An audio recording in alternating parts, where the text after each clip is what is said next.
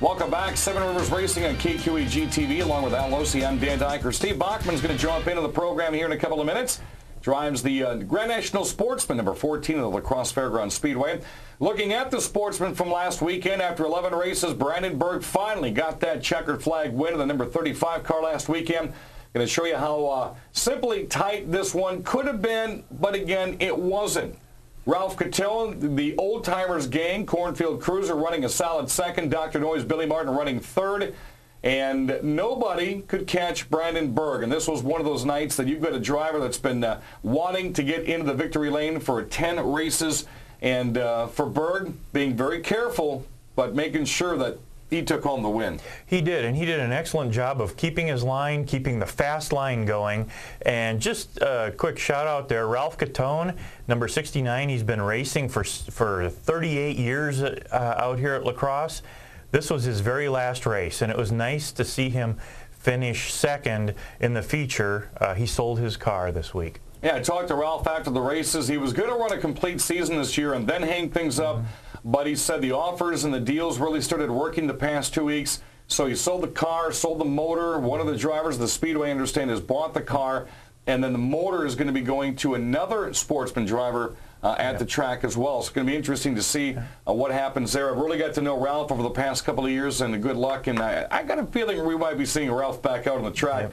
Points-wise, Danny Gilster still leads Randy Humpfeld by 41. He leads his brother Jimmy Crack-Corn Gilster by 44. Greg Schecht and Mac England round out the top five. In the Thunderstock class, a nice banging one for this one as well. Andy Moore trying to make it back-to-back feature wins, but this time it was going to go to the youngsters. Jack Lichheim sitting up front. Tom Lethe led this race for a couple of laps as well, coming from the go-kart track. But in the end, when he's been back each week, that El Camino of Jake Kruger is very, very fast. He pulls away from the entire field. Andy Moore started in the back. He ended up finishing fourth in this race, which a very nice sentiment on his behalf. And Jack Lichheim held down second as long as he could. And you see a Chris Pretty Boy Weber doing what he could to hold down a top five finish. Points-wise, Andy Moore still leads Jason Bolster by 32. Bad Brad Worthen. Third, Dustin Bankstead, last year's Rookie of the Year, is now fourth in points. Raymond Hardy rounds out the top five. In the Outlaws, that's the former Rays division for the Oktoberfest fans. Same type of setups. Bring what you want. Just got a different name. John Olson won a heat race, set a new track record for the fifth time this year, a 13.993. Just didn't have enough in this one to capture Tim Steinhoff. It got exciting right here at the end as you see Jason Stark driving the Linehan car get spun. Johnny O did have to go to the back of the pack here, so Steinhoff does get the race lead. But then you can never count out the man from Sparta, John Olson, from the back, catches up and finishes second in the race, but the win goes to Tim Steinhoff out of Cashton, Wisconsin. As you see, I like Ken Lewis's car right there as well. A little bit of everything down here when you get these kind of cars on the track. And again, right at the line, just not enough to catch Tim Steinhoff. I kind of wonder if there would have been 3 or 4 laps left if Johnny O would have caught Steinhoff. You know, I got to tend to agree with you. With these cars are basically late models on a short track. And these guys don't really have technical rules on their vehicles. Right. And it really makes for some great racing. And just like in the late models, cars can go away and come in as the race goes on, and it looked like his car was coming in.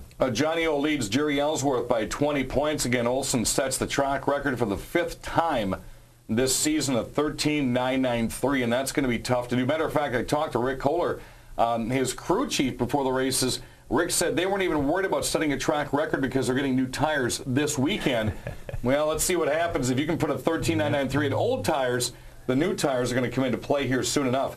Our guest in the program is currently sitting 10th in points, and he is coming on strong as well. We'd like to welcome in the North Country Contractor number 14 driver, Steve Bachman. Steve, what's going on, buddy? Nice seeing you again. Thanks for having me. Getting stronger as the weeks progress. You know, we talk about a lot of the youngsters on the track this year. Thunderstock's Dustin Bagstad goes from Rookie of the Year. Now he's running 4th. Cole Howland, lots of problems last year, especially that turn 3 wall that kept biting him every time he'd go around. Now coming on this year, and yourself being one of the youngsters of the North Country Contractor Sportsman class, after watching you run last weekend, qualifying the heat race 6 for 6 and the feature, you've got to really feel comfortable where your car is sitting at now. I'm very happy with our performance Saturday night. The car is really coming together. We struggled the last few weeks. We made some changes. I went out there and practiced on Thursday, and we found something. And we came out there and put the race tires on, and it worked even better than it did Thursday night, so I was very happy with it. Now, 3 seasons ago, or 2 seasons ago, you were kind of running part-time, half and half. Last year you sat out, and you came back this year, and it was funny during the wintertime. He'd catch me on Facebook. I'm almost there. I'm almost there. I got the motor. The motor's in the car. Car's going to be built now. The car's finished. Now it's race day. And you are probably one of the most excitable drivers during the wintertime that I talked to this year. This is what I wake up and live for, racing. And it doesn't stop for me. I read on the internet all winter. I watch races from over the summer, NASCAR, or any kind of race, and I watch and see what them guys do on setup, and I just learn from it, and it's getting better as the years go on, and I'm having fun. Now, you're one of the handful of drivers we have that comes from the Cooley Go-Kart Raceway. How many years did you spend go-kart racing? 9 years.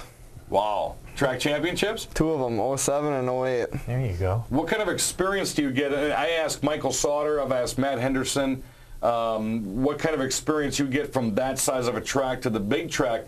And believe it or not, folks, you gain quite a bit of experience going from a go-kart to a much larger scale track. Right. I actually raced in the fastest class I did in go-karts. It was stock medium back then. And from going there to a race car and flying down the back roads in my little truck, I felt right at home when I got my when I got in my race car, you know. But it's a big help. You feel what the kart's going to do going into the corner, through the center, and on exit. I mean, that's all stuff that I carried over into a race car, and having good help and people helping you really helps too. And of course, he's got been on board for a couple of years. Tony Lee's helping out, and we know what Tony can do when he gets out to the Crosse Fairgrounds Speedway. When we come back, we're going to talk more with Steve about going from the go-kart track to the 5/8 mile oval at Crosse Speedway. Talk a little bit about his sponsors and more about that class that's been very entertaining so far this year at La Crosse. For Steve Bachman and Al Losi, I'm Dan Dyker. We'll be right back after this on the Seven Rivers Racing Show, KQEG TV.